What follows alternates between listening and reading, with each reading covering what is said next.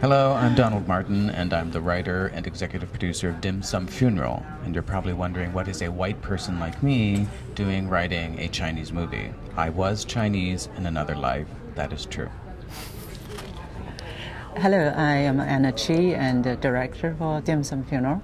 And like Donald said, if he is Chinese, I probably is Chinese too. I'm Russell Wong, and I'm half Chinese and half white, so there you go. I play Alex. Good. This is really a movie about a family coming together, and we use the Chinese funeral as a framework to tell the story, because a traditional Chinese funeral takes 7 days. So we use that 7 days to frame our story, and 4 siblings all grown up westernized Chinese Americans, and they don't even speak Chinese. Of course, they have no idea about what traditional Chinese funeral would be, and comes home to their mom's funeral. And their first surprise is their mom's last wish is to have a Chinese traditional funeral. So it's in the process of learning how to do the traditional Chinese funeral. They learn about their mother, and they learn about themselves, and the family at the end. Actually, even though there's still issues, but they're a happier family, and they have more understanding between each other, and they're more tolerant to each other. What's interesting about this film in particular is that we were able to assemble an amazing cast of Asian American talent, both from Canada and from the United States and from Asia. And it was just a wonderful opportunity to see people work in sometimes different elements. For example, Russell Wong. He's done a phenomenal amount of work, both in television and in film, and going from a project like, The Mummy 3 to Dim Sum Funeral, I just thought it was wonderful to watch him on set and watch him on screen deliver a performance that I'm sure will surprise many people, because it's such an in-depth performance and so textured and layered. And watching this woman work with this cast, many of the cast members who are her friends, and that's how we got them so cheap. They work for free. Almost, not free.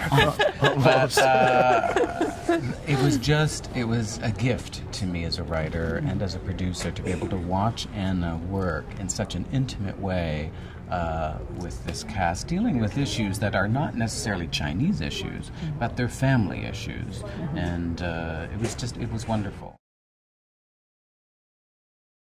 As a filmmaker, we always say that there's never enough money, there's never enough time, right? So I guess the major challenge, the biggest challenge actually comes from the budget and time, right? But other than that, for me, it's really a labor of love from everybody, whether it's cast, all producers, and all camera, all crew people. So I actually enjoyed it so much working on this project, and I never really felt anything challenging. And even though I know the money's tight, but I know that to begin with, I know the budget's, the time schedule is tight, but I knew that to begin with. So it's really. We were so well prepared on many levels, and the cast were prepared, and all the crew people were prepared, and we kind of just dive into it. And at the end, we actually call ourselves Dim Sum Family. We really felt like we had almost like a family vacation together. And those people actually had the post-production blues. They feel like, what happened? We're not together anymore. So one thing I want to say really, this movie, because we have Chinese cast, we have a non-Chinese cast, we have people, like me, I am a Chinese, and the writer actually is not Chinese. It's really about different people coming together and work together to make this thing happen. It's almost like our movie. So even though the movie is a Chinese-American family story, but the story itself, it's actually universal. It reaches reach to people, reach to on many different levels, to different kind of people. Just the feeling that went into it, and yeah, everyone has parents and they're going to pass away, and that's a universal thing, and that's kind of what we deal with. We all have issues, and we just kind of come together, and it's lighthearted, but it has a nice flow to it. It's got some real moments and some funny moments and things like that. And it was a real joy to be part of. So. I have a funny story about Russell that I have to share.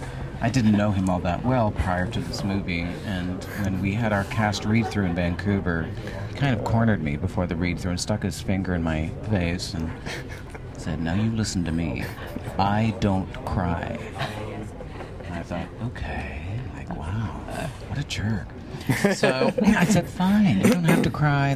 He goes, yeah, but there are 2 scenes when it says the character cries. I said, well, you don't have to cry. You don't have to cry, just like emote.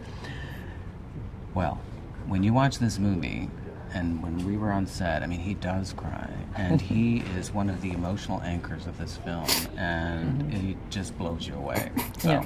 He did cry. He did cry. Okay, he does cry. That's all my cast. They're actually all American Chinese. They actually don't speak Chinese. I'm sorry, but so just like yeah, and Bailing. But Bailing's character is quite a different character. But the 4 siblings, we want to make sure that they are American Chinese. They behave, their body language, their mannerism are really American Chinese.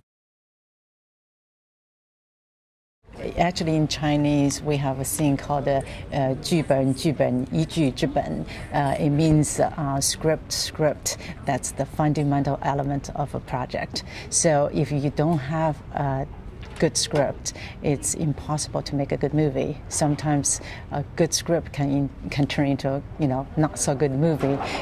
Can you imagine if you begin with a script that's not quite there? So if the only thing I would tell any fellow filmmakers is to work on something that you totally believe in and really work on the script. And until you 100% believe in that script, will you be able to actually make a good movie. Don't rush, be patient, and pursue your dream, but do it when you're ready. And I would also say, and this is both as a writer and as a producer, is don't wait for someone to give you permission to do something. Do it when you are ready to do it and when you are inspired to do it. Too many people, I find, burgeoning filmmakers, are always waiting for someone, A, to give them money, or B, to give them equipment, or C, to give them something, sometimes just permission. You don't need their permission. Just do it because you truly believe in it and have a great idea that you develop, and then make it happen. I love the AFI, and I think the fact that it focuses on world cinema and directors on their either first or second films is really a great idea. So I just think it's a wonderful festival. And our film is sold out.